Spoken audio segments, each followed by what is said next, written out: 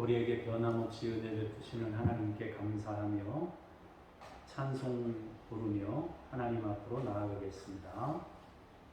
그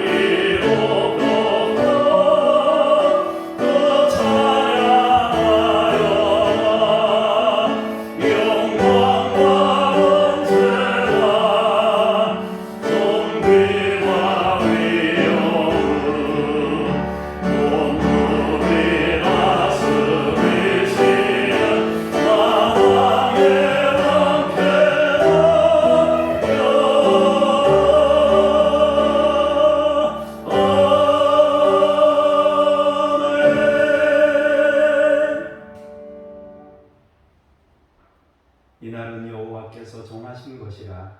이날에 우리가 즐거워하고 기뻐하리로다. 여호와여 구하옵나니 이제 구원하소서. 여호와여 우리가 구하옵나니 이제 형통하게 하소서. 주는 나의 하나님이시라. 내가 주께 감사하리이다. 주는 나의 하나님이시라. 내가 주를 높이리이다.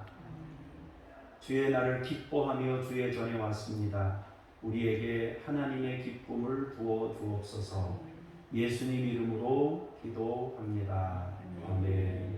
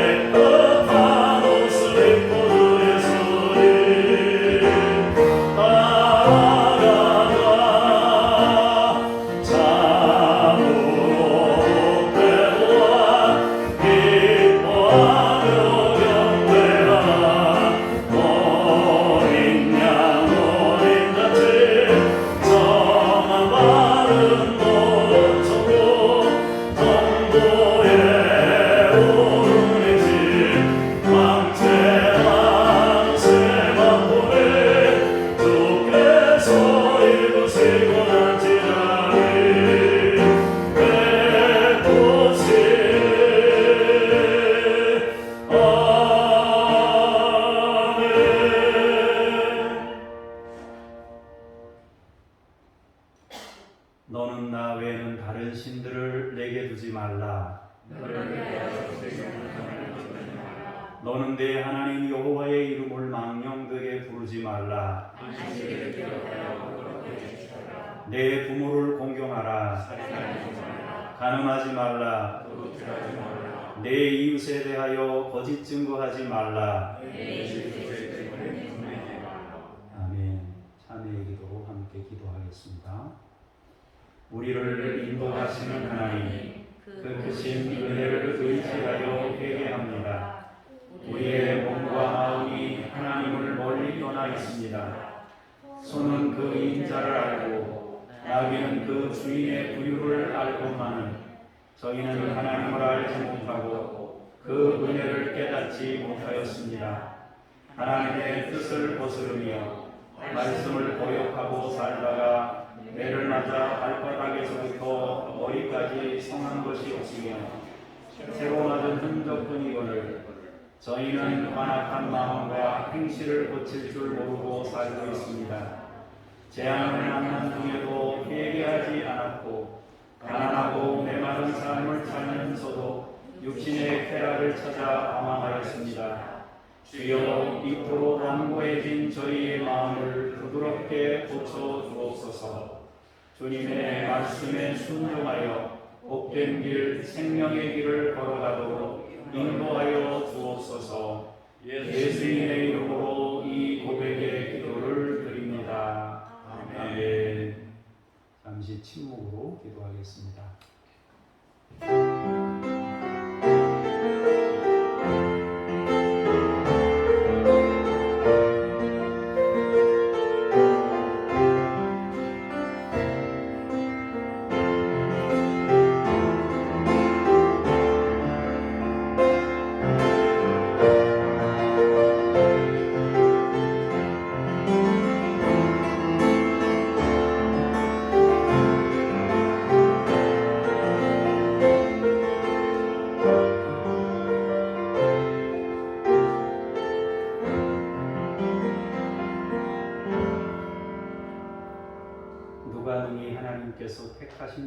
고발하리요. 의롭다 하신 이는 하나님이시니 누가 정죄하리요.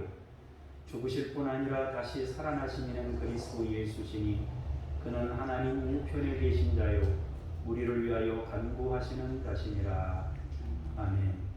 신앙 고백 드립니다. 나는 전능하신 아버지 하나님 천지의 창조주를 믿습니다. 나는 그의 유일하신 아들 우리 주 예수 그리스도를 믿습니다.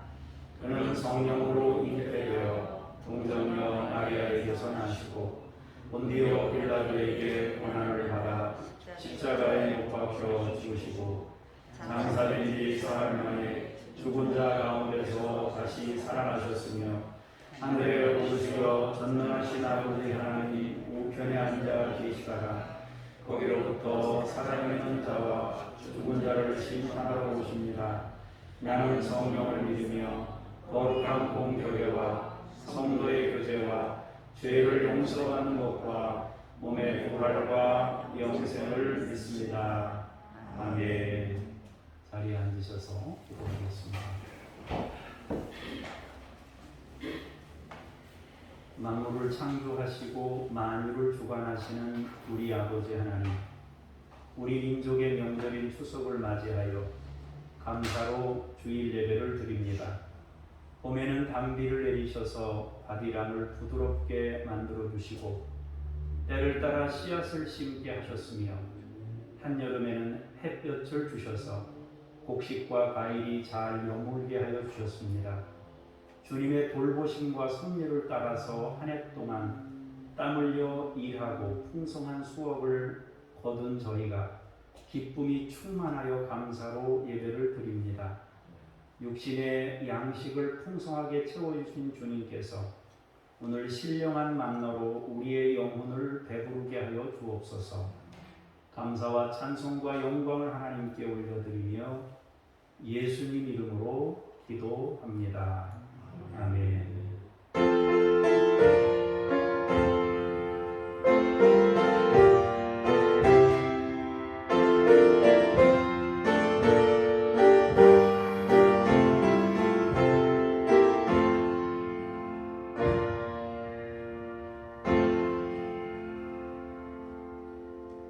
말씀 앞으로 나아가면서 쉐마 찬송 부르시겠습니다.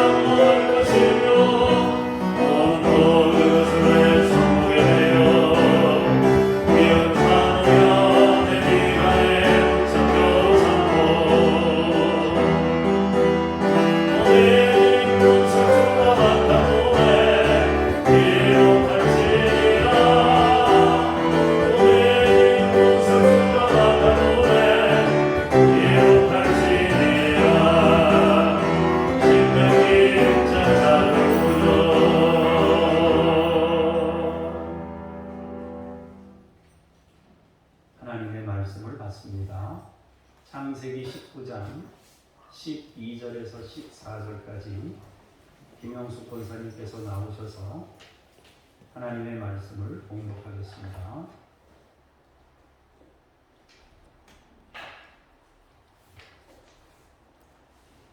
그 사람들이 또 내게 이르되 이에 왜 내게 속한 자가 또 있느냐?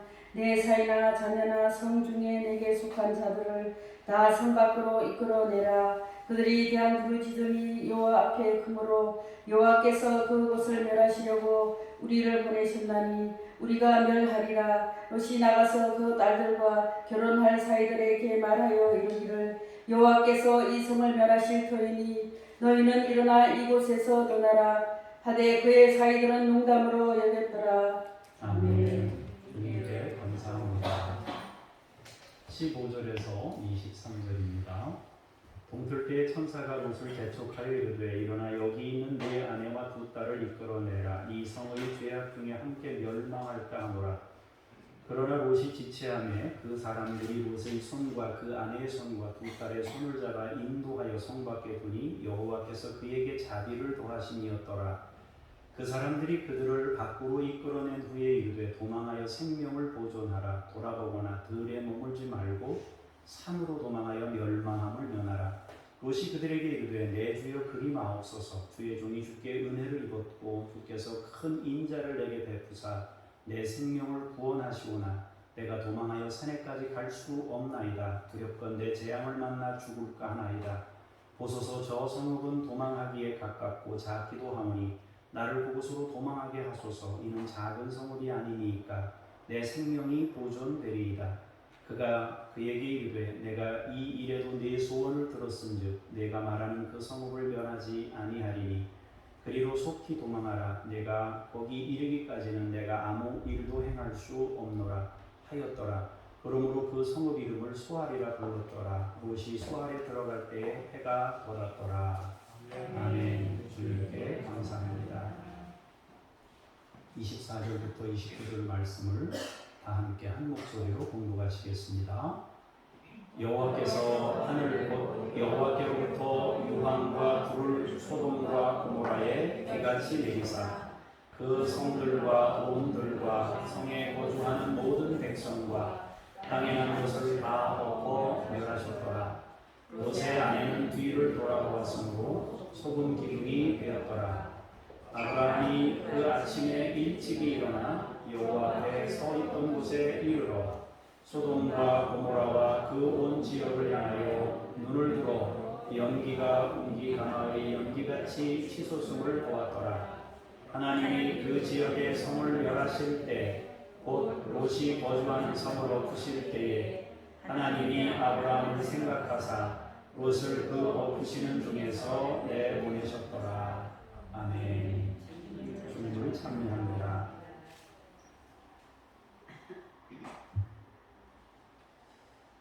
오늘은 변함없는 은혜에 대해서 말씀을 나누도록 하겠습니다. 변함없는 은혜. 먼저 우리가 개념을 좀 이해해야 되겠다 싶습니다. 은혜가 뭔가 하는 것인데 은혜를 우리가 어떻게 생각하고 어떻게 받아들여야 되는가 하는 것인데 하나님의 은혜는 변함없는 은혜다. 그렇게 성경이 말씀하고 있습니다. 그런데 이 은혜의 개념은요, 양의 개념이나 횟수의 개념이 아닙니다.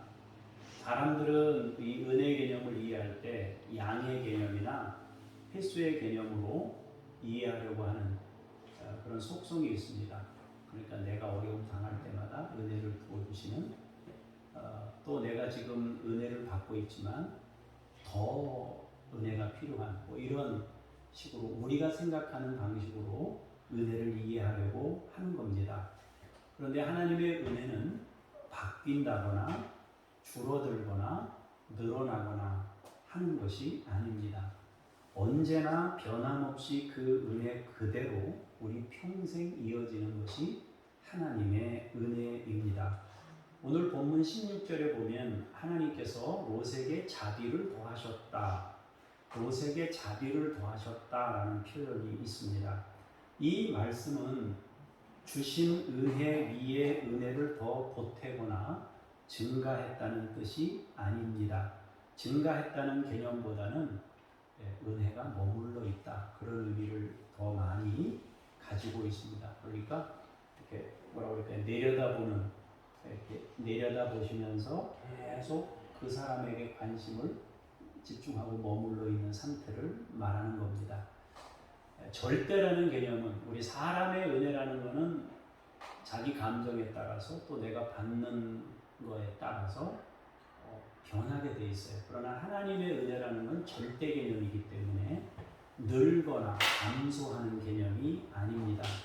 늘어나거나 줄어드는 것이 아니고 완벽한 개념입니다. 히브리서 말씀에 뭐라고 되어 있습니까? 예수 그리스도는 어제나 오늘이나 영원토록 동일하시다 말씀하셨습니다. 하나님의 은혜는 영원토록 동일한 것입니다. 충만하게 채워진 상태의 은혜가 처음부터 끝까지 우리 평생에 이어지는 은혜다 하는 것입니다. 그러니까 성경에는 은혜에 대한 표현들이 다양하게 나타나는데요. 자비도 더하셨다고 하고 또 요한복음에 보면 은혜 위에 은혜를 더하셨다는 표현도 있고 하나님께서 또 반대의 개념으로 분노하시는 이런 개념들도 있지만 이것은 신을 어떤 인간의 입장에서 이렇게 이해하는 우리가 조금 이해하기에 좀 쉽게 이해를 돕는 측면에서 그런 말씀이 있는 것이지 하나님의 은혜라는 것은 변하지 않는 것이다. 이것을 여러분들이 이해해야 합니다. 정확하게 말하면 하나님의 은혜는 충만하게 채워진 상태 그대로 영원히 변하지 않고 우리 위에 머물러 있습니다. 그 은혜는 사람이 변한다고 변해지는 것이 아니고 우리가 약해진다고 약해지지 않습니다. 그러므로 이 은혜라는 개념은 지속적인 개념을 담고 있고 동시에 완벽하다는 개념이 들어있고 동시에 가득하다는 의미를 지니고 있습니다. 은혜를 믿고 그 은혜가 변함없음을 믿고 그 은혜가 충만함을 믿는 것입니다. 만약에 우리가 지금 받은 은혜에 하나님의 은혜를 거기다 더 주셨다. 우리식 표현이죠. 더 주셨다 그러면 지금까지 주신 은혜는 부족한 은혜인가요? 아니잖아요. 그죠? 지금까지 주신 은혜도 충만한 은혜예요. 그 은혜가 지속적으로 우리에게 주어진다. 그래서 이 은혜의 개념을 이해할 때는 양의 개념이나 횟수의 개념이 아닌 절대 개념으로서의 은혜를 우리가 인식을 해야 된다는 거예요. 그래서 하나님의 은혜는 변함없는 것이다. 이렇게 여러분들이 이해하시면 좋겠습니다. 두 번째 뭐라고 그랬어요? 소돔 고모라 성의 상태와 롯의 고민에 대해서 함께 말씀을 나누겠습니다. 오늘 말씀은 소돔과 고모라와 아드마와 스보임 성읍이 심판받았다는 말씀입니다. 창세기에는 소돔 고모라만 나와요. 그러나 모세오경에 보면 이제 신명기나 이때쯤 가면 소돔 고모라 아드마 스보임 이렇게 네 성읍이 멸망당한 것을 분명히 기록하고 있습니다. 어쨌든 그런데 이 악한 도시들이 심판을 받을 때에도 하나님께서는 변함없는 은혜를 그들에게 나타내십니다. 죄악이 넘쳐 심판이 불가피한 상황이었습니다. 그럼에도 불구하고 하나님의 은혜가 그들에게 있음을 말씀합니다.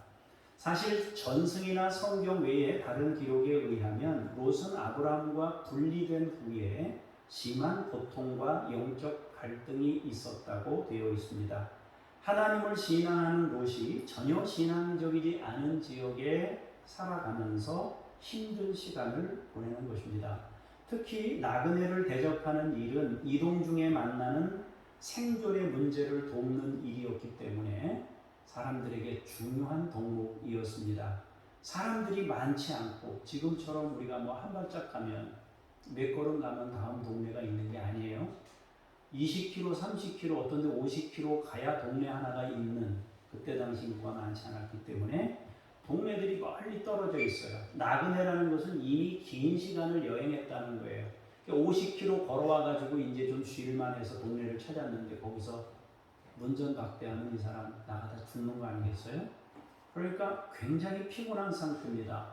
더구나 음식이나 음료 등 양식이 필요한 상황입니다. 그리고 밖에서 자는 일은 동물이나 혹은 날씨 문제로 인해서 생명이 위태로울 수 있습니다.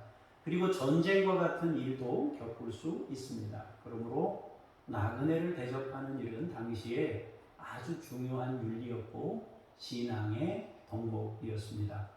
우리는 천사들이 나타났을 때 아브라함이나 롯이 그 천사들을 대접했던 것을 성경을 통해 봅니다. 그들은 여전히 섬김의 삶을 지키고 있었다는 것을 알게 됩니다. 또 전승에 의하면 이런 소식도 있습니다. 롯에게는 성경에 기록되지 않은 두 딸이 더 있었다고 합니다. 그런데 소돔성에 나그네가 왔을 때 그 두 딸이 그 나그네를 선대한 일로 소돔 사람들에게 죽임을 당했다고 합니다. 소돔성은 나그네를 누구도 대접하지 않을 뿐만 아니라 나그네를 선대하는 사람들을 해치는 일까지 저지르는 타락된 도시였습니다. 한 번은 한 나그네가 소돔성을 찾아왔다고 합니다. 당연히 그 나그네를 아무도 돌보지 않았습니다. 그런데 이상한 일이 벌어졌어요. 시간이 지나고 세월이 지나면 점점 그 나그네가 기력이 떨어지고 곤경에 처해야 되는데 멀쩡하게 살아서 그 동네에 돌아다니는 거예요. 그래서 이 사람 이상하다. 분명히 저 사람이 굉장히 힘든 상황에 놓여야 되는데 그렇지 않다는 거예요. 세월이 지나도 굶어 죽거나 약해지지 않는 거예요. 그래서 동네 사람들이 그 이유를 알기 위해서 자세히 살펴보니까 동네 사람 중에 몰래 먹을 것과 마실 것을 가져다 주는 사람이 있었던 거예요. 그 사람들이 바로 롯의 두 딸이었습니다. 소돔성 사람들은 그 사실을 알고 그 두 딸을 죽이게 되는데 한 사람은 불태워 죽이고 또 다른 한 사람은 몸에다가 꿀을 발라서 벌들한테 쏘여서 죽게 만들었다고 합니다. 그러고 보면 천사들이 왔을 때 롯이 그들을 맞아들였던 모습이나 동네 사람들이 폭행하려고 찾아왔던 모습, 두 딸을 내어주고 하는 것이 모두 이유가 있었다고 생각됩니다. 롯은 끝까지 신앙을 지키려던 것입니다. 나름대로 최악의 상황에서 신앙을 지키며 하나님 앞에서 살고자 힘쓴 겁니다. 그러나 신앙적 가치를 지키지 못하는 현실이 너무 어려워 갈등하고 고민했던 겁니다. 하나님께서는 그것을 모두 지켜보셨습니다. 하늘에 상달되었던 부르짖음을 사람들의 고통의 부르짖음을 하나님께서 들으셨습니다. 그리고 찾아오셨습니다. 그리고 이제 그들 모두를 심판하려 하십니다. 그렇다면 하나님께서 그들을 향해 어떻게 하셨을까요? 이렇게 악한 일을 저지르는 사람들을 향해 하나님은 어떤 모습을 보이셨을까요? 자, 세 번째로 생각할 것은 뭐라고 되어 있어요? 심판 전에 베푸시는 예, 하나님께서 심판 전에 베푸시는 은혜를 보는데요. 먼저 하나님께서는 심판하시기 전에 천사들을 보내셨습니다. 여러분, 멸망당할 성읍에 뭘 천사를 보내 그냥 멸망시키면 되지. 그냥 심판하면 되잖아요. 하늘에서 내려다 보시고 저것들 너무 악하다 그냥 없애버려 해서 심판하시면 되지. 천사들을 왜 내려보내시냐고요. 하나님은 그들을 내려보내셔서 소돔성을 살펴보도록 하셨어요. 첫 번째예요. 두 번째로는 아브라함에게 그 사실을 미리 알리셔서 기도하는 사람을 통해서 소돔성을 위해서 기도하도록 하셨다는 것입니다. 세 번째로 또 중요한 것이 있는데 그것은 나그네를 대접한 롯에게 심판 사실을 미리 알리시고 그를 통해 소식을 알리도록 조치했습니다. 그러니까 롯에게도 심판 사실을 알리고 기도하는 아브라함에게도 알리고 그 성 사람들에게도 가서 전하라고 롯에게 소식을 전할 수 있는 길도 열어주셨습니다. 의인 10사람이 안 되는 도시에 친히 가셔서 확인하시고 기도하게 하시고 롯을 통해 심판 소식을 전하도록 하셨습니다.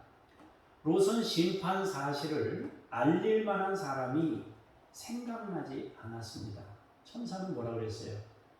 사위와 자녀와 가족들 혹은 친지들 가까운 사람들 아는 사람이 있으면 가서 전하라. 그들을 다 성 밖으로 이끌어내라고 하십니다. 그러나 그 도시에 심판을 알려야 할 사람들이 없었습니다. 그 얘기는 이 롯이 이 생각나는 사람이 있어야 되는데 가서 전할 사람이 마땅치 않았던 거예요. 그나마 사위가 될 사람들을 찾아가서 소식을 전합니다. 딸하고 결혼시킬 사람들이니까 그나마 롯이 신앙적인 사람이니까 그나마 괜찮은 남자를 얻으려고 했지 않았겠습니까? 그런데 그들까지도 롯이 전한 소식을 농담으로 여깁니다. 그때 롯은 더 이상 이거 전해도 별 의미가 없겠다 생각했을 수도 있습니다. 하나님께서는 심판을 내려야 하는 불가피한 상황 속에서도 그들이 피할 수 있는 조치들을 마련하셨습니다. 하나님의 은혜가 여전히 그들 위에 있었음을 나타냅니다. 하나님께서는 심판해야 하는 상황에서도 그분의 은혜가 감소하거나 달라지거나 하지 않습니다. 여전히 변함없이 그들을 향해 은혜를 가지고 있습니다. 불가피하게 심판해야 하지만 어찌하든지 그들에게 반복적인 기회들을 제공하십니다. 우리는 하나님이 심판을 원하시는 것이라고 생각하지 말아야 합니다. 결과는 정해진 것입니다. 죄의 삭은 사망입니다. 죄는 사망을 불러오는 겁니다. 하나님은 사람들이 죄로부터 멀어지도록 은혜를 베푸십니다. 그리고 죄를 극복하도록 은혜를 베푸십니다. 그러나 죄를 짓고 그것을 부정하면서 여전히 죄 가운데 머무는 사람에 대해서는 심판할 수밖에 없는 겁니다. 누구에게나 허락된 은혜는 받는 사람들에게 복인 것입니다. 하나님은 심판할 때에도 끝까지, 우리식 표현으로요, 끝까지 은혜를 저버리지 않으셨습니다. 네 번째로 생각할 것은 롯에게 베푸신 은혜입니다. 먼저 롯은 심판의 소식을 듣고 믿었습니다. 그리고 전하라는 말씀에 순종하여 사위들에게 전했습니다. 그리고 이제 자신도 심판을 피해 이동해야 합니다. 시간은 길게 주어지질 않았습니다. 그 밤 안으로 떠나야 했습니다. 이것은 너무도 갑작스러운 일입니다. 그러나 떠나지 않으면 같이 멸망하는 겁니다. 롯은 지체합니다. 소돔은 롯 자신이 사랑했던 도시가 아닙니다. 자기 두 딸이 죽은 곳입니다. 여전히 죄악이 넘쳐나는 도시입니다. 사실 큰 미련도 없는 도시였습니다. 신앙의 친구가 될 만한 사람도 없었습니다. 심판 소식을 전할 사람조차 없었습니다. 사위될 사람 말고는 딱히 생각나는 사람이 없을 정도로 미련이 없는 도시였습니다. 그런데도 롯은 지체합니다. 동틀 때가 되었는데도 머뭇거립니다. 그는 약한 모습을 보입니다. 지체했다는 것은 그만한 이유가 있었다는 의미입니다. 그렇다면 그 이유가 무엇이었겠습니까? 몸만 빠져나와야 되는데 현실적으로 부담해야 할 것들이 너무 큰 거예요. 저도 그 전에 복음을 전하다가 무당을 만났는데 그 무당이 교회를 나오기 시작했어요. 그 사진을 걸어놓은 거 보면 이 사람이 신 받은 사람이구나 느낄 만큼 좀 특별하게 사진을 찍어놨더라고요. 그런데 그 사람이 교회를 나왔어요. 그래서 몇 달을 다녔습니다. 새가족 공부도 시키고 했어요. 근데 몇 달 정도 다니다가 교회를 안 나오는 거예요. 그래서 몇 번 찾아갔어요. 그랬더니 그분이 하시는 말씀이 살 수가 없다는 거예요. 살 수가 없는 거예요. 그게 직업이에요. 그것으로 자기 생업을 유지한 거예요. 근데 교회를 다니는데 누가 먹을 걸 주는 게 아니잖아요. 그러니까 교회를 못 나오더라고요. 롯도 똑같았어요. 몸만 빠져나와야 되는데 이 부담일 게 너무 큰 거예요. 그래도 당장 생명을 유지할 뭔가를 챙기려고 했을 거예요. 오늘날처럼 무슨 통장 하나만 들고 나오는 것도 아닌데 어쨌든 뭐 솥단지 하나라도 뭐 하나라도 챙기느라고 밤에 며칠이라도 식구들하고 먹고 살 생각을 하니까 그 밤에 뭐 짐 챙기는 거예요. 새벽까지.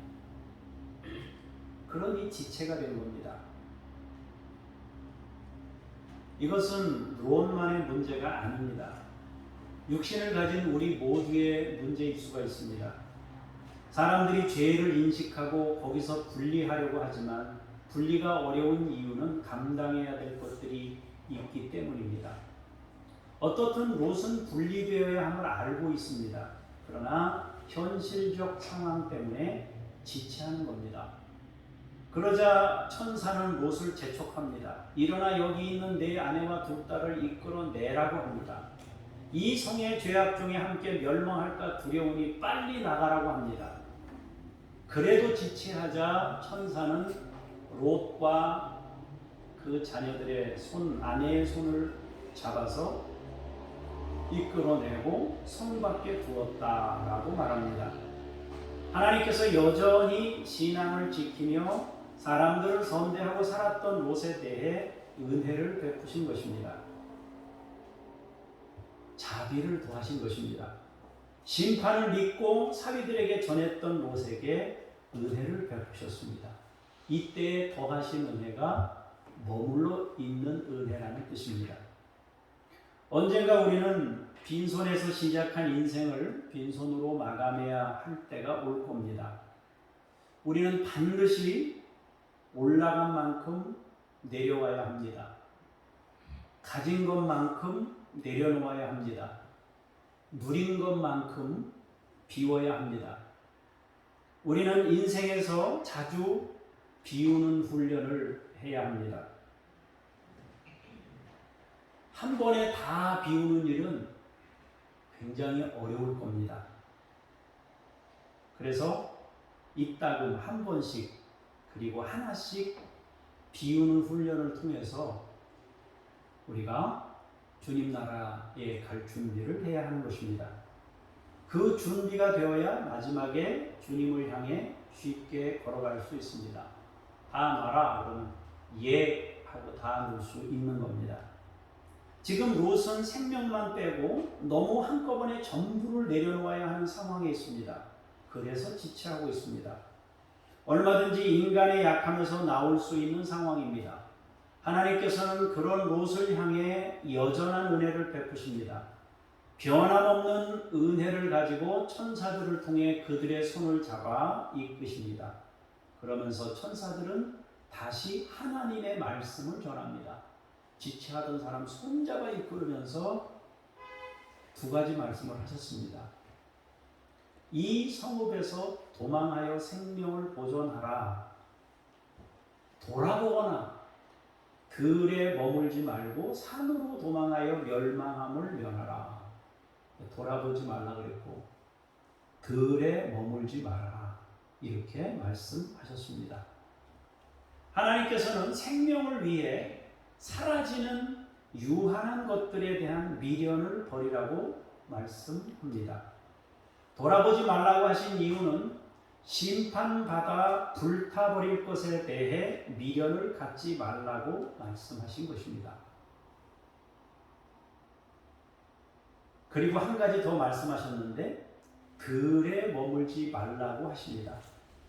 여기서 들이라는 것은 요단 골짜기의 둥근 지역, 즉 들판을 의미합니다. 다시 말하면 평야 지역이면서 도시를 다시 세울 수 있는 곳을 말합니다. 그러므로 뒤돌아보지 말라는 것은 지금까지 쌓아놓은 현실, 즉 타락된 도시에서 만든 사라지는 것들을 뒤돌아보지 말아라 말씀하신 것이고, 들에 머물지 말라는 것은 그와 유사한 일을 다시 반복할 가능성을 차단하신 것입니다. 그것과 단절해라. 그리고 다시 그 문화를 만들 수 있는 가능성을 아예 없애라 그 얘기예요. 뭐 술을 끊고 뭐 담배를 끊고 하는 사람들이 끊었다. 이제 분리하는 게 중요한데 분리하는 것만 중요한 게 아니고 안 사는 게 집에 담배가 없으면 술이 없으면 안 먹고 안 줄 거 아니에요? 그것만 가지고는 안 된단 말이에요. 그런 환경이 될 만한 요인들을 이제 차단해야 되는데 친구들이 다 술 친구예요. 친구들이 다 담배 피는 사람들입니다. 그러니까 거기서 또 다시 재현될 수 있는 가능성들이 늘 있는 거 아니겠어요? 그래서 하나님께서 이 두 가지를 하지 말라고 당부하신 것입니다. 하나님께서는 롯이 다시 타락된 인생을 만들 가능성들을 막으시면서 롯에게 은혜를 베푸신 겁니다. 자, 그렇다면 롯은 그 말씀을 어떻게 받았을까요? 말씀을 지체했을 때 하나님은 손잡아 이끄셨습니다. 이제 타락된 도시와는 결별해야 하고 분리되어야 한다고 하셨을 때 롯은 어떤 반응을 보였을까요? 들에 머무는 대신 산으로 피하라. 그럼 어떻게 했을까요? 성경에 보면 롯은 그렇게 하지 않았다고 합니다. 롯은 하나님께 그리하지 말게 해주십시오. 산으로 가서 살기 싫다고 하는 겁니다.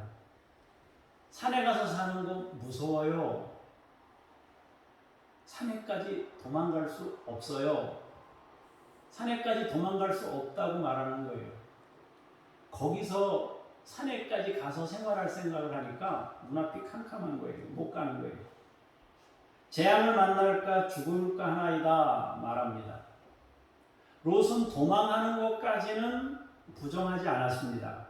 그러나 산으로 가는 것에 대해서는 절대 부정을 써서 거절했습니다.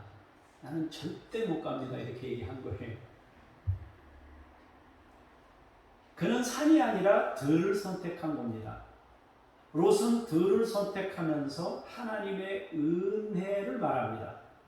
주의 종이 주께 은혜를 입었습니다. 주께서 큰 인자를 내게 베푸사 구원하시는 것이오니 봐달라고 하는 거예요. 그러면서 산이 아닌 들에 머물겠다고 합니다. 롯은 들에 머물기 위해 두 가지 명분을 하나님께 구합니다.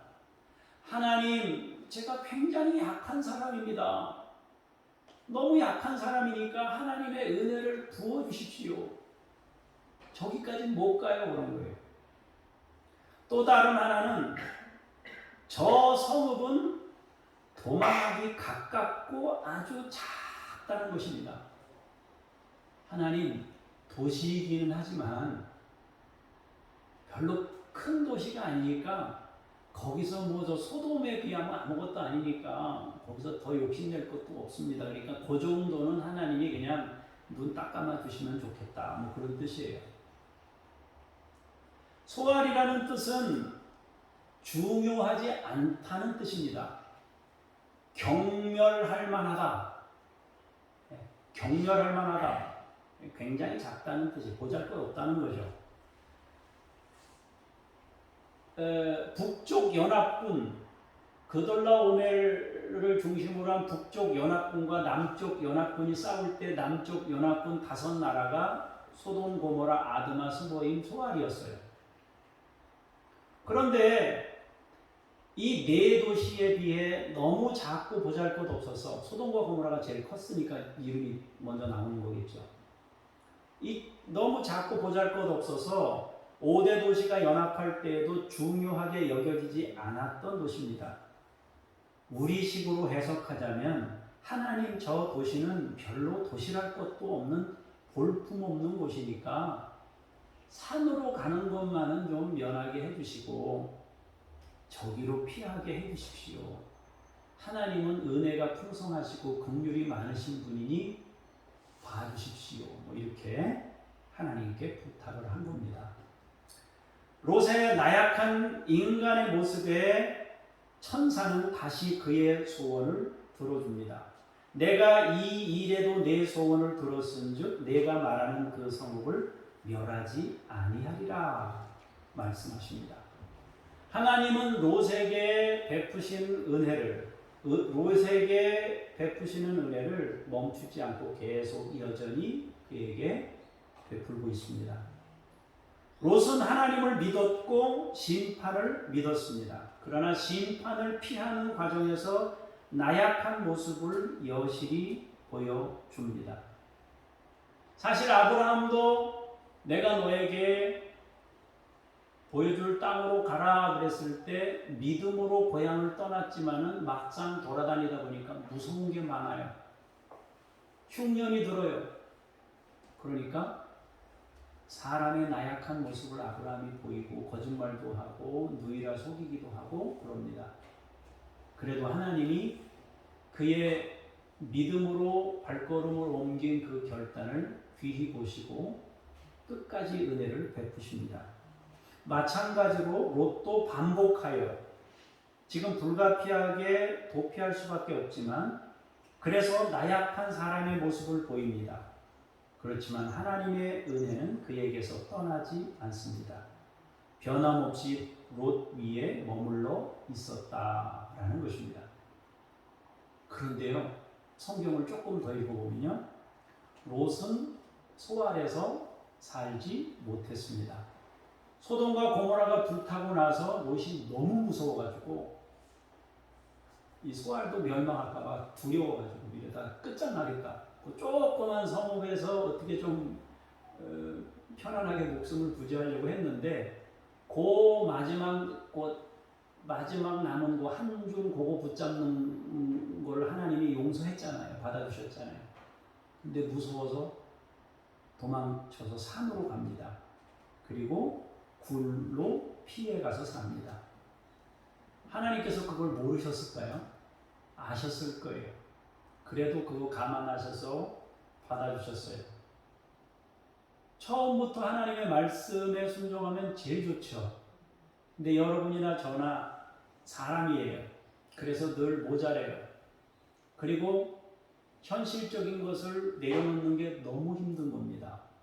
그래서 우리는 롯처럼 이런 선택을 수시로 해요. 그리고 마지막 그거 하나를 못 나가지고 소알성을 주세요. 이렇게 우리가 그런 행동들을 하게 됩니다. 그래도 하나님이 그런 과정에서 만들어 가시는 거예요. 아브라함을 만들어 가실 때 보세요. 이삭을 바치는 믿음까지 세워가잖아요. 결국 하나님께서 그렇게 믿음으로 세우시잖아요. 부활의 믿음 아닙니까? 부활의 믿음. 그때 하나님이 하늘로 우리를 부르시고 하나님의 집에 이르게 하시는 겁니다. 그래서 이 현실 속에서 우리가 믿음으로 사느냐 현실로 사느냐 이 문제 가지고 계속 고민하지만 그렇다고 해서 우리가 너무 절망하지 말아야 될 것은 하나님의 은혜가 여전하다는 것이고 우리가 존경할 만한 믿음의 사람들도 그 부분에 대해서는 너무나 수시로 넘어지는 모습을 보였다는 거예요. 성경이 그걸 말해줘요. 그래서 결국은 은혜 아니면 안 되는 거 아니겠어요? 다섯 번째, 소알성에 베푸신 은혜. 이 소알성에 대한 베푸신 은혜를 생각해 볼 때 하나님께서는 처음에 5성읍을 심판하려 하셨습니다. 그러나 롯의 사정으로 소알성이 심판에서 제외됩니다. 그런데 놀라운 것은 소알성은 중요치 않다 그랬잖아요. 경멸할 만한 도시다 그랬잖아요. 5성읍 중에 소알은 크기나 면적이나 인구수에서 모든 면에서 작았습니다. 그래서 무시되는 도시예요. 경멸할 만해요. 연합에서 군대 우리 전쟁하러 가자 그랬는데 다른 데서는 막 1000명씩 막 오는 거예요. 근데 저쪽에서는 막 50명 데리고 오니까 안 되잖아요, 이게. 규모면에서 안 되는 거예요. 그런데 희한한 것은 이 무시되는 도시가 롯의 그 약함을 사용하셔서 심판에서 건짐받아 회개할 기회를 다시 얻게 되었다라는 것입니다. 하나님의 은혜는 평상시에 작다고 볼품없다고 여기던 그 도시를 향해 기회를 한 번 더 주셨습니다. 약하고 무시당하던 그곳에 하나님께서 은혜를 부으신 것입니다. 그러고 보면 하나님의 은혜가 어디 한 군데 빈 데가 없어요. 심판당하는 그들에게도 기회를 주시고 또 볼품없다고 여기던 그 도시에게 다시 한 번 또 기회를 더 주시고 이런 은혜를 하나님이 베푸셨고 현실적인 무게에 견디지 못해하는 롯을 향해서도 하나님의 은혜는 변함없이 여전히 주어지고 있었다는 것입니다. 여섯 번째로 거기까지의 은혜를 마지막으로 한 가지만 더 생각해 보면 롯은 심판의 두려움 때문에 산에서 생활합니다. 그런데 거기서 또 다른 사건이 생겼습니다. 롯의 두 딸이 아버지와 동침해서 후손을 보게 됐는데 그 사람들이 바로 모압과 암몬 족속입니다. 이것은 시대가 달라도 정상적으로 보이지는 않습니다. 그렇지만 율법을 하나님이 모세오경을 통해 율법을 주실 때에 근친을 금하셨습니다. 율법 이전에는 근친혼을 허락하셨어요.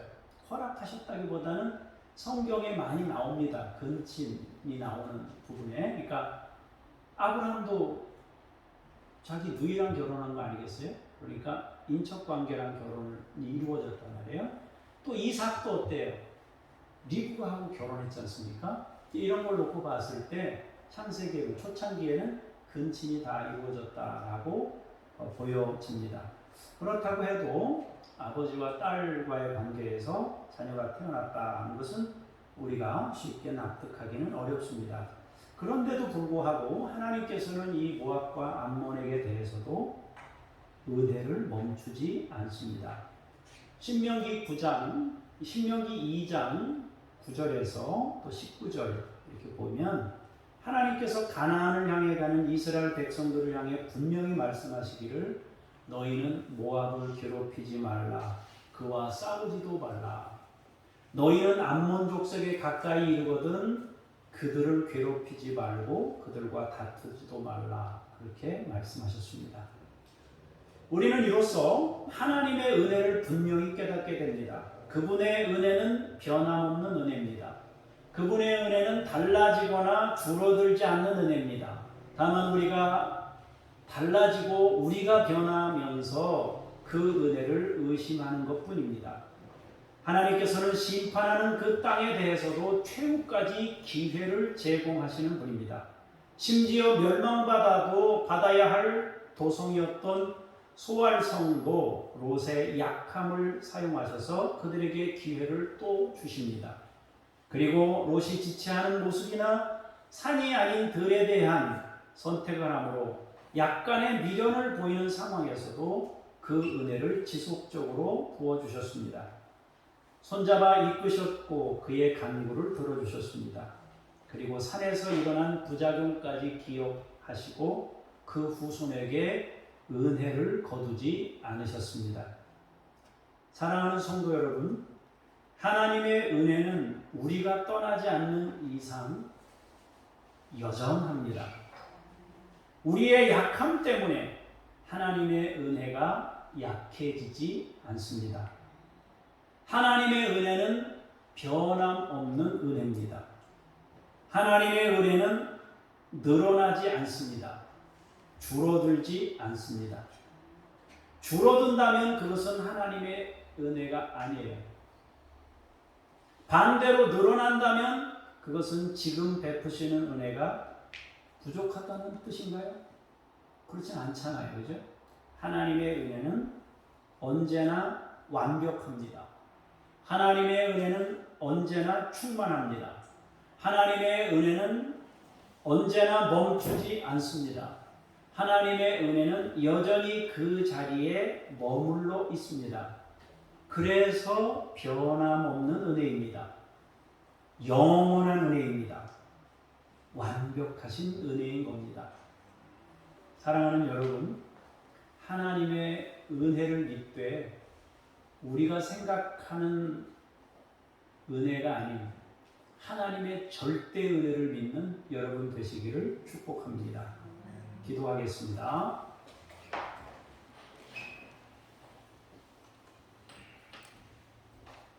살아계신 하나님, 역사하시는 하나님, 변함없는 하나님의 은혜를 믿습니다. 심판받을 도성을 향해서도 여러 번 기회를 제공하시고 현실을 놓지 못하는 롯을 향해서도 반복된 은혜를 베푸시고 또 소알 사람들이 무시했던 그 도성까지 은혜를 베푸시고 또 산에서 지내는 동안 부작용으로 태어났던 여러 가지 사건으로 태어났던 그 후손에게까지 은혜를 베푸시고 하나님의 은혜는 완벽하신 은혜입니다. 오 아버지 하나님, 우리가 하나님의 은혜를 온전히 믿기를 원합니다. 어떤 경우에도 흔들리지 않고 충만한 멈추지 않는 그 은혜를 신뢰하며 살게 하옵소서. 주 예수 그리스도 이름으로 기도합니다. 아멘.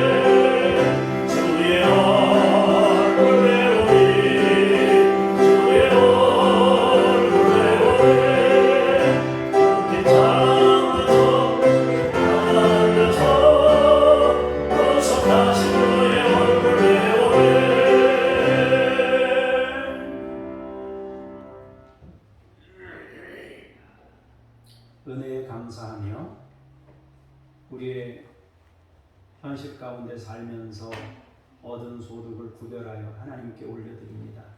하나님의 주인 되심을 인정하는 것이며 우리가 내려놓는 훈련을 하는 것이며 섬김의 훈련을 하는 것이며 하나님의 은혜에 감사하는 것입니다. 주께서 이 모든 것을 받으시고 우리가 하나님 부르실 때 감사함으로 입성할 수 있도록 은혜를 믿는 믿음에 이르게 하옵소서. 감사드리며 예수 그리스도 이름으로 기도합니다. 아멘. 하늘에 계신 우리 아버지, 아버지의 이름을 거룩하게 하시며 아버지의 나라가 오게 하시며 아버지의 뜻이 하늘에서와 같이 땅에서도 이루어지게 하소서. 오늘 우리에게 일용할 양식을 주시고 우리가 우리에게 잘못한 사람을 용서하여 준 것 같이 우리 죄를 용서하여 주시고 우리를 시험에 빠지지 않게 하시고 악에서 구하소서. 나라와 권능과 영광이 영원히 아버지의 것입니다. 아멘.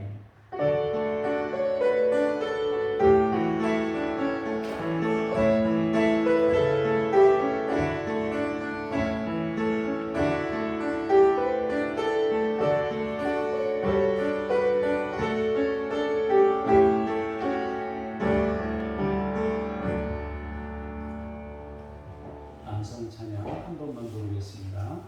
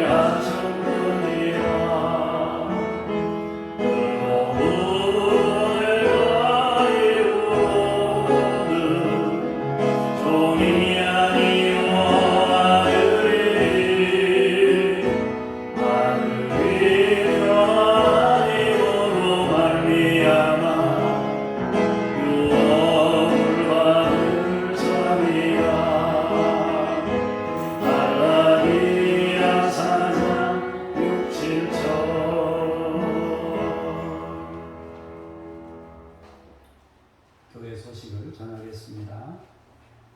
다음 주 오후 예배는 초청 강사를 모시고 은혜를 나누도록 하겠습니다. 새벽 예배는 6시에 변경해서 6시에 새벽 예배를 드리도록 하겠습니다. 차량은 50분 감선정 원사님한테 꼭 전해주세요. 50분 5시 50분에 차 간다고 전해주세요. 그렇게 차가 갑니다. 그리고 6시에 정각에 예배를 드리도록 하겠습니다. 너무 이른 시간에 이렇게 하다 보니까 또 못 오시는 분도 있고 그래서 이렇게 변경했습니다.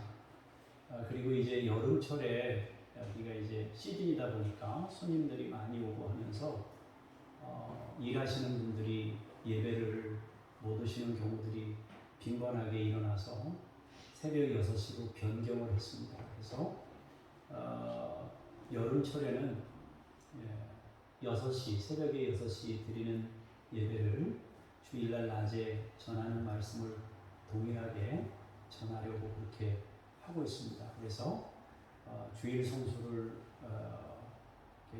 빼먹지 않도록 할 수 있도록 그렇게 시간을 변경해서 이렇게 놨으니까요. 여러분 새벽 예배 열심히 다니시고 우리 권사님들은 특히 힘내서 소리내서 아멘 하지 마시고 속으로 아멘을 여러 차례 하세요. 그래서 같이 기도할 수 있기를 바랍니다. 그리고 우리 이수민 집사님이 솔비치에서 이번 주 토요일에 결혼을 하게 됩니다. 드디어 결혼합니다. 박수해. 박수. 나중에 끝난 다음에 저기 인사하면 박수 크게 하려고 했는데 또 박수 하자고 해서 했습니다. 교회에서는 집사님 1시도 결론 났어요? 안 됐어요? 1시 반? 예. 여기서 우리가 저기 12시 반에 교회에서 12시 반에 출발하도록 하겠습니다. 가실 분들은 교회로 오시면 되겠습니다. 명절에 우리 안전하도록 이동하실 때 피곤하시면 좀 길가에다가 차도 대고 쉬시면서 이렇게 이동하시면 좋겠고요. 오늘은 또 식사를 하자 그러면 뭐 할 수도 있는데 권사님들도 좀 쉬셔야 될 것 같아서 쉬자고 했습니다. 그래서 점심 식사는 못 하고요. 제가 예배를 쉬는 걸 제일 싫어하는데 오늘은 좀 여러분들 그냥 돌아가시면 좋겠다 싶고요. 되도록이면 명절에도 예배를 좀 드려야 하는데 오늘은 좀 불가피하게 이렇게 쉬도록 하겠습니다. 제가 잠깐 기도하겠습니다. 하나님 아버지, 이 나라와 민족을 위해 기도합니다. 모든 가족이 예수를 믿어 구원에 이르도록 은총 베풀어 주옵소서. 콜롬비아를 축복합니다. 범죄가 만연한 곳이 말씀의 빛으로 새로워지게 하옵소서. 인구 40%가 25살 미만인데 풍부한 자원에도 기반시설이 부족하고 마약과 열악한 치안으로 경제 발전이 미진합니다. 하나님께서 콜롬비아 땅에 복을 내리사 믿음의 역사가 일어나며 경제 발전으로 풍성해지도록 도와주시옵소서. 하나님 아버지, 우리가 돕는 장준혁, 북한 어린이들, 야바 임마누엘에게 복 주시고 믿음으로 성장케 하시며 주의 영광을 나타낼 그릇들로 세워 주시옵소서. 하나님, 김요엘 선교사님, 이웃 아저씨 아줌마 선교사님, 이동식 서명숙 선교사님, 김수연 김명숙 선교사님, 천 애슐리 선교사님에게 함께 해주시고 은혜와 복으로 역사하시며 특별히 아버지 하나님, 캄보디아에 파키스탄에 하나님 굉장한 홍수로 3분의 1이나 되는 엄청난 영토가 피폐해졌습니다. 하나님께서 함께 해주셔서 그 선교사님이 그들에게 그리스도의 사랑을 전하고 또 여러 가지 통로를 통하여 섬길 수 있도록 길을 열어주시옵소서. 하나님, 우리 선교사님들이 낙심하지 말고 그 일들을 감당할 수 있도록 역사하시옵소서. 하나님 아버지, 우리 이수민 집사님이 결혼합니다. 하나님께서 그 모든 상황 준비하는 것 과정 마치기까지 하나님께서 복 주셔서 아름답게 감사한 일들이 넘쳐나도록 잘 마무리되도록 하나님께서 인도하시고 지켜 보호해 주옵소서. 이수민 집사님이 어떻게 살아왔는지 또 어떻게 교회를 섬겼는지 주님의 아시오니 주께서 친히 갚으시되 평생 그의 인생을 통해 갚아주시고 하나님의 영광을 나타내는 거룩한 가정이요 복된 가정이 되도록 함께하여 주시옵소서. 하나님, 새벽 예배를 변경해서 함께 드립니다. 교인들이 하나님 예배하는 자리를 귀히 여기고 예배하는 사람들이 되도록 아버지께서 도와주시고 정신을 차리고 잠을 깨 하나님께 예배하는 귀한 역사 있도록 도와주시옵소서. 이제 하나님 아버지, 이번 주 화요일부터 새벽 예배를 중심으로 아버지 기도의 부흥이 일어나고 함께 하나님 열심으로 일어나는 우리 교우들이 다 되도록 함께하여 주시옵소서. 하나님 아버지, 이 시간 주의 이름으로 사랑하는 우리 성도님들을 축복하며 기도합니다. 하나님께서 건강의 은혜를 주시고 믿음의 은총을 도와주시며 삶의 풍요로움으로 역사하여 주시옵소서. 가정의 평강을 주시고 자녀들이 만대로 복을 받으며 신앙의 계보를 잇도록 아버지께서 은총 베풀어 주시옵소서. 이 시간 하나님 아버지, 치유 기도를 합니다. 손을 얹으시기 바랍니다. 치유 기도를 합니다. 하나님께서 은혜와 능력으로 함께 하시기를 원합니다. 내가 지금 예수 그리스도 이름으로 명하노니 강건함을 얻을지어다. 치료받으라, 치료받으라. 새로움을 얻을지어다. 오 아버지께서 능력으로 함께 해주시옵소서. 하나님 아버지, 우리 머리 쪽에 있는 뇌세포와 하나님 눈과 귀와 코와 입과 하나님 아버지 또 이빨과 하나님 모든 시신경까지 머리에 있는 혈관까지 하나님께서 일일이 지키셔서 머리로 인한 고통이 없도록 하나님께서 우리 성도들 한 분 한 분을 지키시고 인도하시며 강건케 하여 주시옵소서. 하나님 아버지, 우리의 그 속을 치유해 주시기를 원합니다. 호흡기 계통을 깨끗하게 해 주옵소서. 허파가 튼튼해지게 하시고 하나님 숨 쉬는 것이 불편하지 않도록 도와주시며 산소가 말초신경까지 잘 전달될 수 있도록 능력으로 함께하여 주시옵소서. 심장을 튼튼하게 하시고 혈관을 튼튼하게 하시며 혈액이 응고되지 않게 하시고 찌꺼기들이 생기지 않게 해주시며 하나님 아버지 모든 통로들이 잘 열려지도록 주께서 인도해 주시기를 원합니다. 하나님 아버지 모든 병덩어리들이 떠나가게 하시고 아버지 풀어지게 해 주시옵소서. 암덩어리가 떠나가고 풀어지는 역사가 있을지어다. 오 하나님께서 우리 성도들 가운데 역사하시고 체험을 주시고 하나님이 살아계심을 보여주시고 아버지 우리가 믿음으로 고백하며 간증할 수 있도록 능력으로 함께하여 주시옵소서.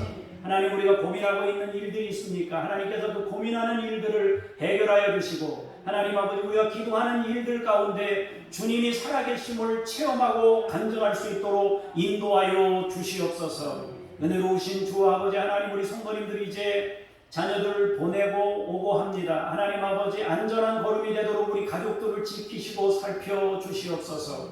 일주일 동안도 하나님 우리가 믿음으로 승리하게 하시고 주의 영광을 드러내는 거룩한 삶이 되게 주옵소서.